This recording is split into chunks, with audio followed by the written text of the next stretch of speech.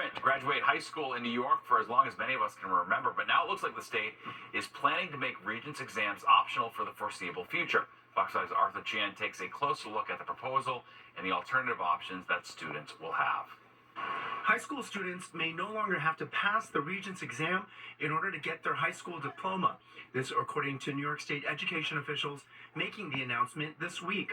A move celebrated by some advocacy groups, saying the test is no longer a useful measure that students are ready for college. There's no data or evidence showing that doing well on your Regents exams prepares you for life after high school. The proposal was presented at the State Board of Regents today after years of study.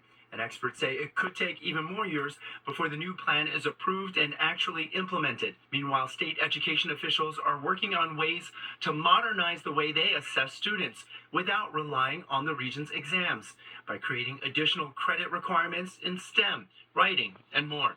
Still, education advocate and parent Yatin Chu says the tests are a less biased way to gauge a student's progress than being assessed by a teacher. There are stories where a child will graduate, will have a 95 on their report card, yet on their state test, they're deemed a 1 or a 2, which means they're below grade.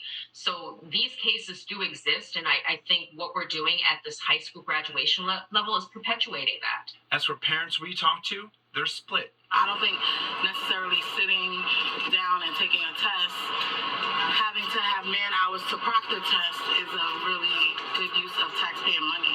Kids should be able to be tested to know what level they are, where they need help at. So some of them, they're not good at math, so they need to work on certain things in math, English, whatever. I think it's a good idea to keep the testing for the kids. The full plan on how to implement this change will be presented in November, and it could take at least 2 years before it actually goes into effect. Arthur Chien, Fox 5 News. Mayor Adams at the Nova Music Festival exhibit this afternoon following the anti-Semitic protest. Adams was joined by interfaith and political leaders to address the protest that took place outside the festival last night, resulting in 3 arrests. Protesters stood outside the Remembrance installation shouting chants. Now, due to the protest, the Nova exhibit will be extended another week through June 22nd.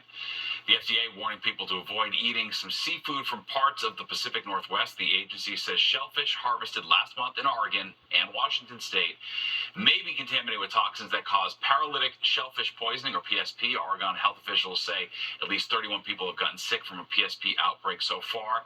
Symptoms can include vomiting and numbness of the mouth. The harvests from the 2 states were distributed throughout the country, including right here in New York.